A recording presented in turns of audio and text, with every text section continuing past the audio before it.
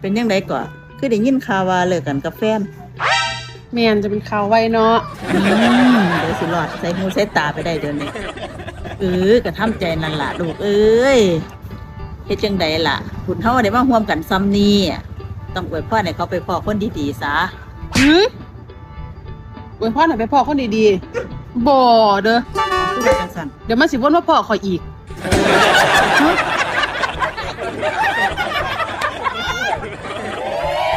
เดี๋ยวสิกลับมาพ้อมึงอีกแม่นข่อยนี่ดีสุดแล้วบ่มีผู้ใดดีซ้ำข่อยอีกแล้วนี่ล่ะคนที่ดีๆเพราะฉะนั้นแล้วขอให้มึงไปพ่อคนที่ซัวๆซะดีใจแล้วเนาะบริสะอดเป็นยังไงก่อนคือได้ยินข่าวว่าเลิกกันกับแฟนแม่นจะเป็นข่าวไว้เนาะเดี๋ยวสิรอดใส่หูใส่ตาไปได้เดี๋ยวนี้ก็ทำใจนั่นล่ะลูกเอ้ยเฮ็ดจังใดล่ะคุณเฮาได้มาร่วมกันซ้ำนี้ต้องอวยพรให้เขาไปพ้อคนดีๆซะ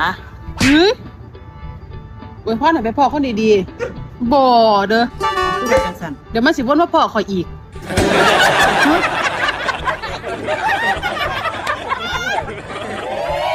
เดี๋ยวสิกลับมาพ้อมึงอีกแม่นข่อยนี่ดีสุดแล้วบ่มีผู้ใดดีซ้ำข่อยอีกแล้วนี่ล่ะคนที่ดีๆเพราะฉะนั้นแล้วขอให้มึงไปพ่อคนที่ซัวๆซะ